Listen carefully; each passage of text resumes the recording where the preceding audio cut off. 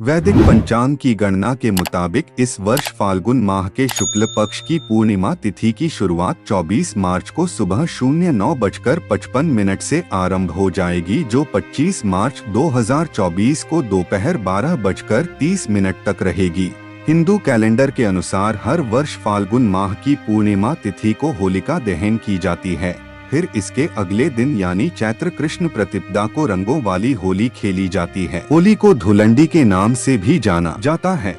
धार्मिक मान्यताओं के अनुसार होलिका दहन में सभी नकारात्मक शक्तियों का नाश हो जाता है और आसपास सकारात्मक ऊर्जा का संचार होता है। इस वर्ष होली पर चंद्र ग्रहण और होलिका दहन पर भद्रा का साया रहेगा। 100 साल बाद होली और चंद्र ग्रहण दोनों ही एक ही दिन है। आइए जानते हैं होलिका दहन का शुभ मुहूर्त और भद्रा का साया। फाल्गुन पूर्णिमा तिथि वैदिक पंचांग की गणना के मुताबिक इस वर्ष फाल्गुन माह के शुक्ल पक्ष की पूर्णिमा तिथि की शुरुआत 24 मार्च को सुबह 09:55 से आरंभ हो जाएगी, जो 25 मार्च 2024 को दोपहर 12:30 तक रहेगी। शास्त्रों के अनुसार होलिका दहन पूर्णिमा तिथि और भद्रा रहित काल में करना शुभ माना जाता है। ऐसे में होलिका दहन 24 मार्च को और रंगों वाली होली 25 मार्च को खेली जाएगी। होलिका दहन शुभ मुहूर्त वैदिक पंचांग और ज्योतिष के विद्वानों के मतानुसार होलिका दहन का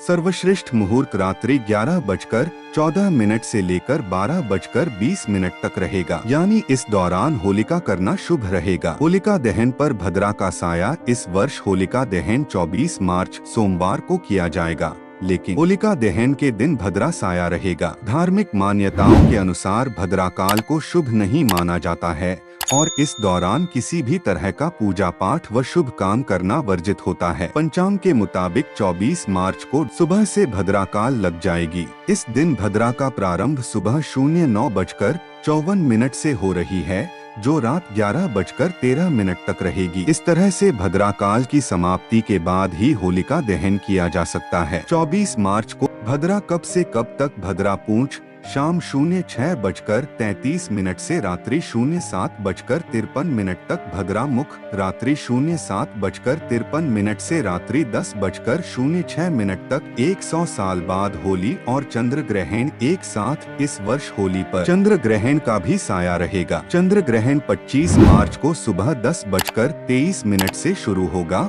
और दोपहर 3:02 तक रहेगा। यह चंद्र ग्रहण भारत में दिखाई नहीं देगा, इसलिए इसका सूतक काल भी मान्य नहीं होगा। होली का महत्व हिंदू धर्म के अनुसार होलिका दहन मुख्य रूप से विष्णु भक्त प्रहलाद की याद में किया जाता है। भक्त प्रहलाद राक्षस कुल में जन्मे थे, परंतु वे भगवान नारायण के अनन्य भक्त थे। उनके पिता हिरण्यकश्यप को उनकी ईश्वर भक्ति अच्छी नहीं लगती थी, इसलिए हिरण्यकश्यप ने प्रहलाद को अनेकों प्रकार के जघन्य कष्ट दिए। उनकी बुआ होलिका, जिसको ऐसा वस्त्र वरदान में मिला हुआ था जिसको पहनकर आग में बैठने से उसे आग नहीं जला सकती थी, होलिका भक्त प्रहलाद को मारने के लिए वह वस्त्र पहनकर उन्हें गोद में लेकर आग में बैठ गई। भक्त प्रहलाद की विष्णु भक्ति के फलस्वरूप होलिका जल गई और प्रहलाद का भी बाका नहीं हुआ। शक्ति पर भक्ति की जीत की खुशी में यह पर्व मनाया जाने लगा। साथ में रंगों का पर्व यह संदेश देता है कि काम, क्रोध, मद, मोह एवं लोभ रूपी दोषों को त्याग कर ईश्वर भक्ति में मन लगाना चाहिए।